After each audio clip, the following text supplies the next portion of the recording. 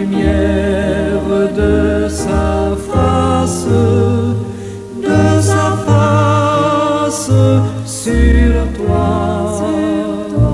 sur toi, use de grâce envers toi et te donne la paix, et te donne la paix.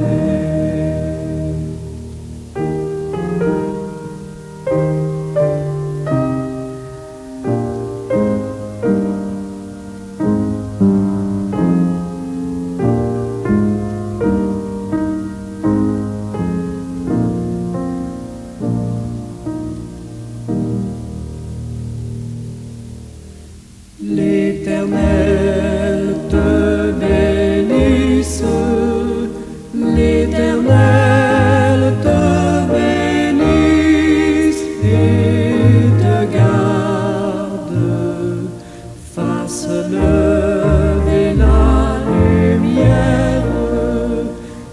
lumière de sa face sur toi,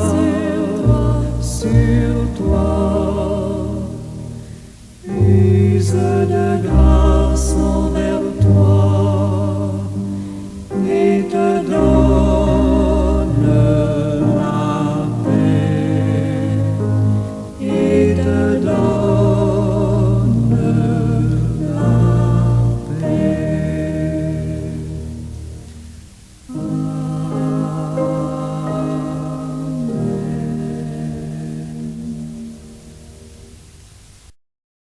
Bien-aimés de Dieu et très chers internautes, que la paix et la grâce de Dieu soient avec vous, que Dieu vous comble de joie, de beaucoup de joie, et qu'il vous fasse grâce et miséricorde chaque jour qui passe. Amen. Bientôt, glorieuse attente, tu combleras tous nos vœux. Voilà encore deux autres vers de cet hymne qui exprime un sentiment profond d'espoir et d'anticipation centré sur l'illustre figure de notre personnage, Jésus. Ces vers résument une attente fervente de la réalisation des désirs et des aspirations les plus profondes, une promesse de satisfaction ultime et de plénitude spirituelle. Leur analyse révèle une combinaison de foi, d'espérance et d'amour envers le Seigneur Jésus, reçu comme celui qui apportera la délivrance, la joie et l'accomplissement. Prions Dieu. Seigneur Tout-Puissant, dans les moments de doute et d'incertitude, nous nous tournons vers toi avec un cœur humble. Apprends-nous à attendre en silence, à mettre notre confiance en ta sagesse infinie. Accorde-nous la paix en cette attente, pour que notre foi reste forte malgré les tempêtes. Fais briller, ô Dieu, ta lumière dans notre obscurité et guide nos pas vers le chemin de l'espérance. Que chaque instant soit une prière, un acte de confiance en ton grand amour. Je sais, ô Dieu, que ton secours viendra en son heure. Aide-nous, aide ton peuple à rester patient et serein en attendant ton secours. Merci Père. Béni soit ton nom. Amen.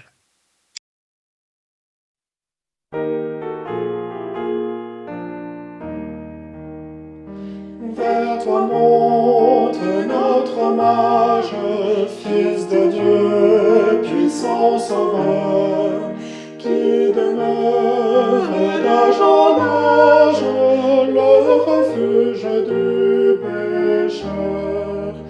Loué soit ton amour, loué soit à jamais ton nom Jésus, ta gloire et tes bienfaits. Loué soit ton amour, loué soit à jamais ton nom, ta gloire et tes bienfaits.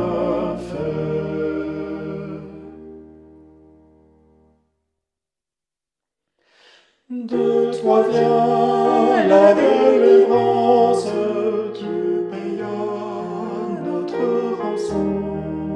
C'est en toi qu'est l'espérance, la paix et la guérison.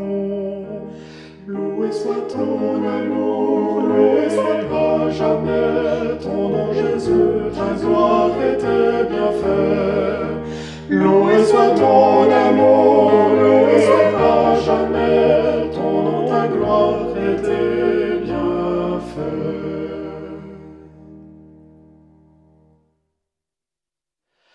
Par ta divine parole, tu m'enseignes, tu m'instruis, et par l'Esprit qui console, sûrement tu me conduis.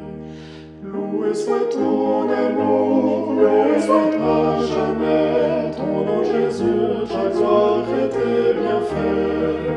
Loué soit ton amour, loué soit à jamais ton nom, ta gloire et tes bienfaits. Bientôt glorieuse attente, tu combleras tous nos vœux. Sur la lune étincelante, tu viendras à nous des cieux. Loué soit ton amour, loué soit à jamais ton nom Jésus, ta gloire et tes bienfaits. Loué soit ton amour, loué soit à jamais ton nom, ta gloire et tes bienfaits.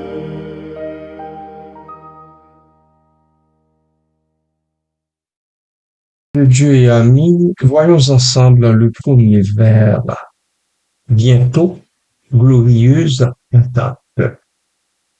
Ce vers affiche un ton d'impatience et d'espoir. Par bientôt, nous décelons un mot indiquant une proximité temporaire. Il suggère que l'événement attendu est sur le point de se produire. Il crée un sentiment d'anticipation imminente. Ce vocable bientôt peut se référer à différents contextes selon la perspective du croyant. Il y a la notion de retour de Jésus, ce qu'on appelle en théologie la parousie dont nous devons tenir compte.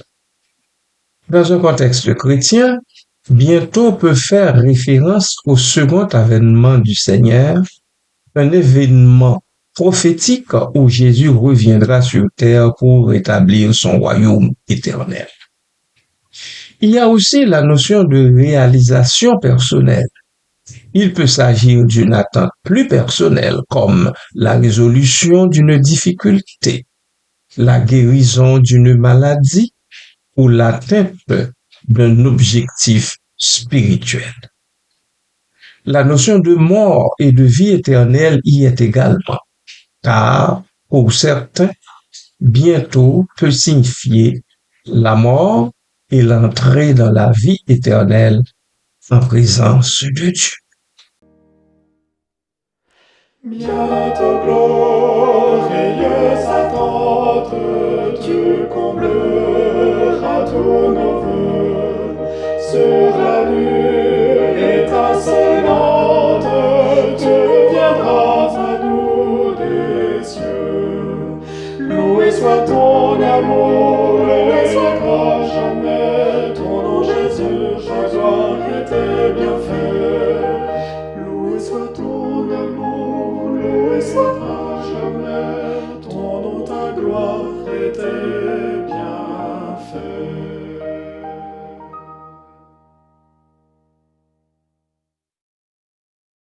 Après bientôt vient glorieuse. Cet adjectif qualifie l'attente, lui conférant une dimension de splendeur, de magnificence et de joie intense.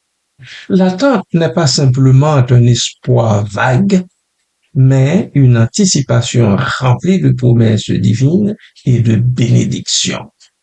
La gloire associée à cette attente peut être interprétée comme cet adjectif qui illustre la manifestation de la puissance divine. La gloire de Dieu se manifeste dans sa puissance, dans sa sagesse et dans son amour. L'attente est donc glorieuse car elle est liée à la révélation de ses attributs divins. L'aspect de transformation et de rédemption surgit automatiquement car la gloire peut se référer à la transformation spirituelle et à la rédemption promise aux croyants. L'attente est donc glorieuse car elle promet une vie nouvelle et éternelle. Maintenant, le vocable attente, ce mot central exprime l'état d'esprit du croyant. Il ne s'agit pas d'une simple passivité, mais d'une anticipation active et pleine d'espoir. L'attente implique une préparation, une vigilance et une foi inébranlable. Trois mots que les enfants de Dieu ne doivent jamais oublier dans leur course chrétienne. Amen. Bientôt glorieuse attente, tu combleras tous nos vœux. Sur la lune étincelante, tu viendras à nous des cieux. Loué soit ton amour, loué soit à jamais ton nom Jésus, ta gloire et tes bienfaits. Loué soit ton amour, loué soit à jamais ton nom, ta gloire et tes bienfaits.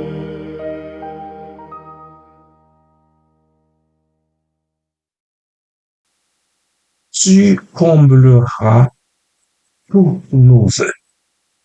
Le second vers précise l'objet de l'attente et la source de sa réalisation. Tu combleras. Cette affirmation est une promesse de satisfaction totale. Le verbe combler signifie remplir complètement, satisfaire pleinement un besoin ou un désir. Il implique une action divine, directe et personnelle. Le nom de Jésus est sous-entendu. L'invocation de Jésus comme celui qui comblera les vœux est cruciale. Même sous-entendu, cette invocation place la figure de Jésus au centre de l'espérance et de la foi. Jésus est perçu comme, premièrement, sauveur et rédempteur. Jésus est celui qui a offert sa vie pour le salut de l'humanité. Il est donc naturellement celui vers qui se tournent les croyants pour la satisfaction de leurs besoins spirituels et matériels. Deuxièmement, Jésus est l'intercesseur et le médiateur. Il est le médiateur entre Dieu et les hommes. Nous le savons tous et toutes. Il intercède en notre faveur et nous permet d'accéder à la grâce divine. Troisièmement, Jésus est source de vie et de foi. Jésus est la source de la vie éternelle et de la joie véritable. Il est celui qui peut apporter la paix intérieure et la satisfaction profonde. Oh, que le peuple de Dieu s'en souvienne chaque jour et toujours.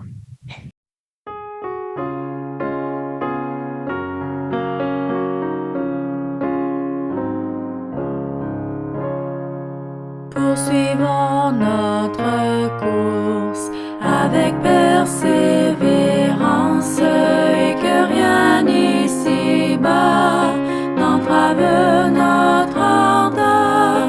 Déjà paraît le but aux sublimes espérances. Regardons à Jésus, regardons à Jésus, couronnant le vainqueur. Regardons à Jésus, couronnant le vainqueur. Si la route parfois est ardue et sévère, supportons vaillamment fatigues et douleurs, quand le chemin des cieux doit passer au calvaire. Regardons à Jésus, regardons à Jésus, couronnant les vainqueurs.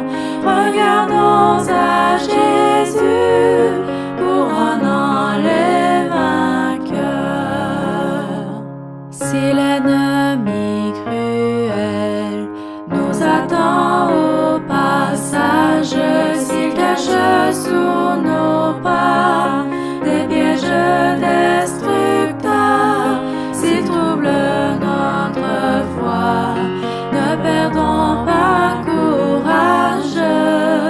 Regardons à Jésus, regardons à Jésus, couronnant les vainqueurs. Regardons à Jésus, couronnant les vainqueurs. Et quand viendra pour nous la fin de la carrière, si l'ombre de la mort enveloppe nos cœurs, cherchons encore en haut l'éternelle lumière. Regardons à Jésus, regardons à Jésus, couronnant les vainqueurs. Regardons à Jésus, couronnant les vainqueurs.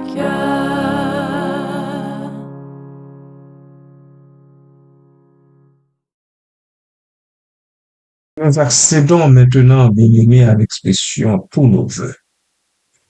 Ces mots constituent les éléments annonçant la fin de notre hommage à Jésus. L'expression englobe l'ensemble des désirs, des aspirations et des besoins du croyant. Quant au mot tous, il indique une exhaustivité, une promesse que rien ne sera laissé de côté. Nos vœux. Le mot vœu évoqué ici, eh bien, ils peuvent inclure au moins les 3 besoins fondamentaux du chrétien. Besoin spirituel, besoin émotionnel et besoin matériel. Besoin spirituel.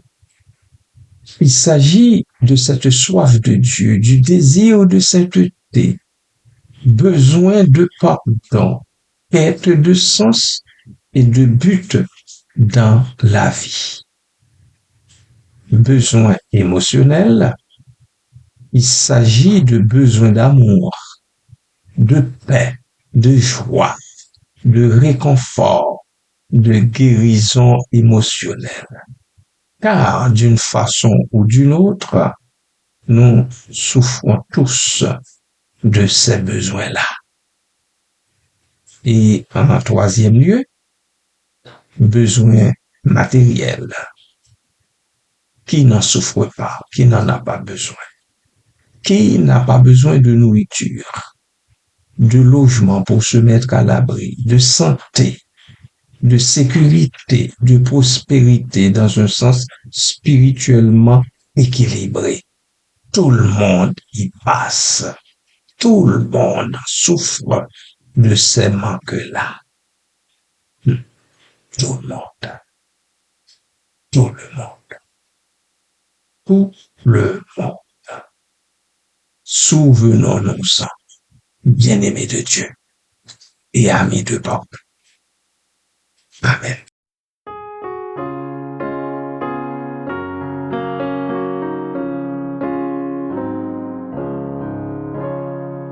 Poursuivons notre course avec persévérance et que rien ici-bas n'entrave notre ardeur. Déjà paraît le but aux sublimes espérances. Regardons à Jésus, regardons à Jésus, couronnant le vainqueur. Regardons à Jésus, couronnant le vainqueur. Si la route parfois est ardue et sévère, supportons vaillamment fatigues et douleurs, quand le chemin des cieux doit passer au calvaire. Regardons à Jésus, regardons à Jésus, couronnant les vainqueurs. Regardons à Jésus, couronnant les vainqueurs. Si l'ennemi cruel nous attend au passage, s'il cache sous nos pas des pièges destructeurs, s'il trouble notre foi, ne perdons pas courage. Regardons à Jésus, regardons à Jésus, couronnant les vainqueurs.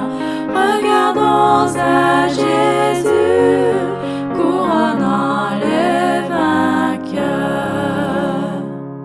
Et quand viendra pour nous la fin de la carrière, si l'ombre de la mort enveloppe nos cœurs, cherchons encore en haut l'éternelle lumière. Regardons à Jésus, regardons à Jésus, couronnant les vainqueurs. Regardons à Jésus, couronnant les vainqueurs.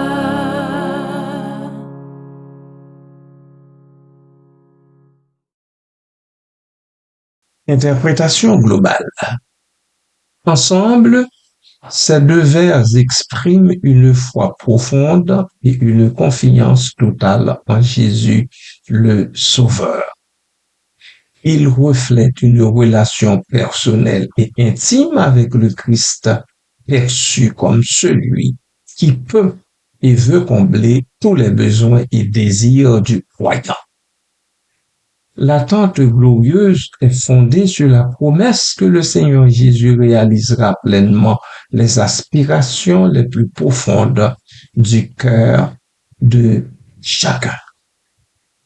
Bien-aimés, L'importance de ces vers réside dans leur capacité à inspirer l'espoir, à renforcer la foi et à encourager une relation plus étroite avec Jésus-Christ. Ils rappellent aux croyants que leurs besoins ne sont pas ignorés et que la satisfaction ultime réside en Christ seul. Ils invitent à une attente active et joyeuse en gardant les yeux fixés sur la promesse de la plénitude en Jésus, le Sauveur du monde. Lorsque sur les ailes de la mélodie, nous scandons ces paroles, c'est tout ce que je dis plus haut et beaucoup d'autres choses encore que nous sommes en train de passer en revue.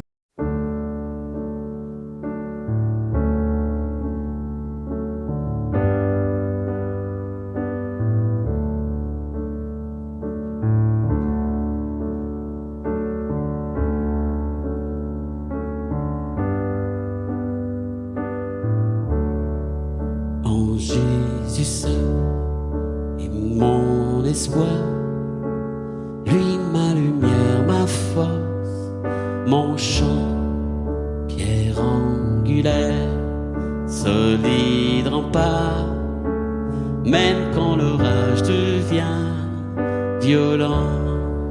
Oh quel amour, oh quelle paix, les luttes cessent, la peur se tait, mon réconfort, mon plus grand bien, dans l'amour du Christ je me tiens.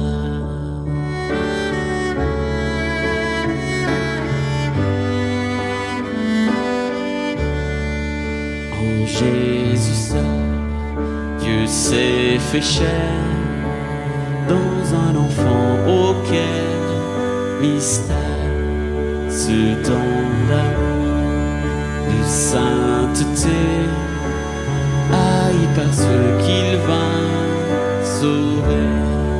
Jusqu'à la croix, il s'est livré, sur lui la colère est tombée, tous mes péchés, il les a pris, par la mort de Jésus, je vis.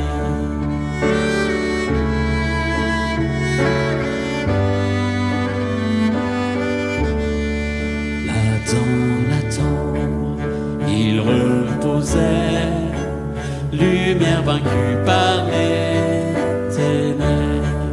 Quel jour glorieux, il apparaît, d'entre les morts il se relève, et sur ma vie, par sa victoire, le péché perd tout son pouvoir. Il est à moi, je suis à lui, racheté par le sang du Christ.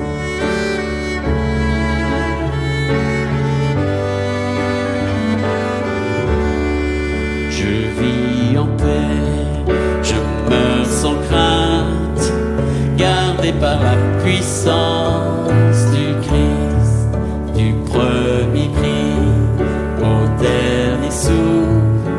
Jésus est maître de ma vie.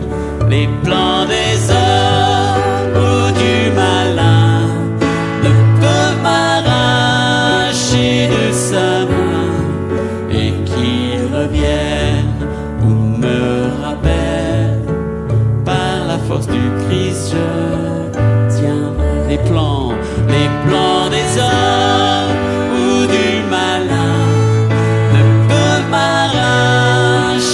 de sa main, et qu'il revienne ou me rappelle, par la force du Christ je tiendrai.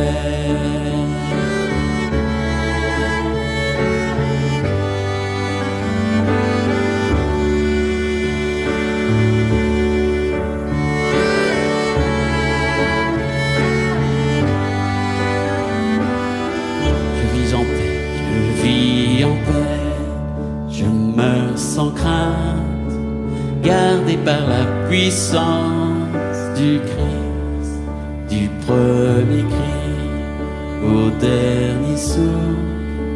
Jésus est maître de